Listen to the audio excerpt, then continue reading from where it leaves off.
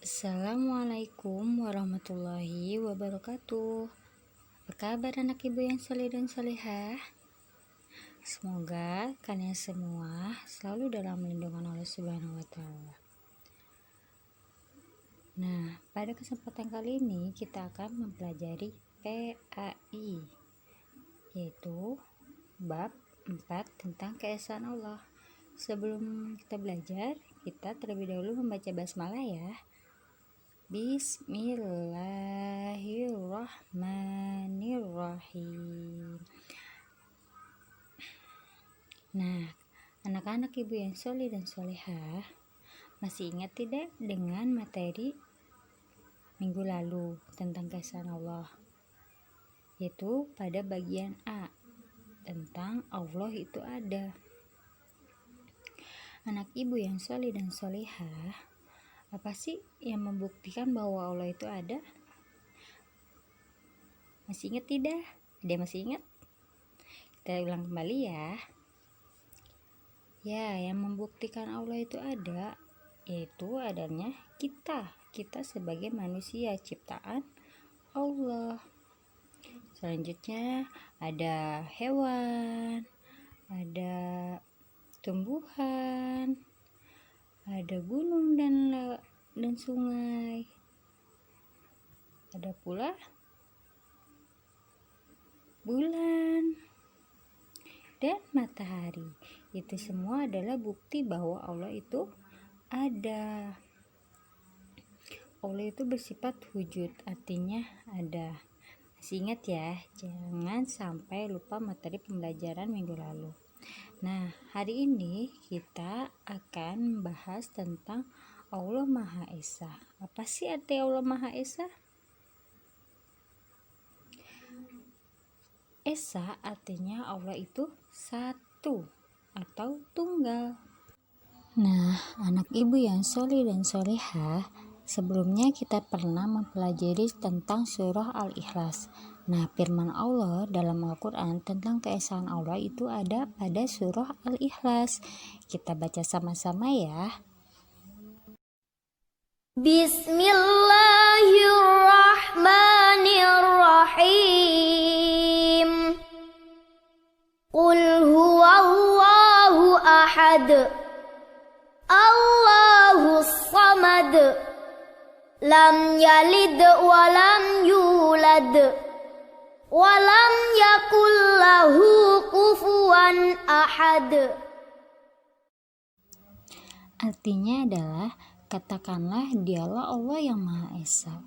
Allah adalah tempat meminta. Dia tidak beranak dan tidak pula diperanakan, dan tidak ada seorang atau sesuatu yang menyamai Dia. Nah, di sini sudah jelas ya bahwa Allah itu Maha Esa. Allah itu satu. Hanya kepada Dia kita menyembah, hanya kepada Dia kita meminta dan berdoa. Anak ibu yang soleh dan solihah, kalian pasti pernah mendengar atau melihat kecelakaan lalu lintas. Mengapa itu bisa terjadi? Karena masing-masing pengendara mempunyai keinginan. Lalu, mengapa matahari, bulan, dan bintang tidak bertabrakan? Itu semua pasti ada yang mengaturnya. Siapa? Dialah Allah yang Maha Esa. Allah yang dapat mengatur semua itu. Anak ibu yang soleh dan solihah, kita sebagai manusia ciptaan Allah, kita mempunyai cara untuk mengesahkan Allah Subhanahu wa taala. Dengan cara apa?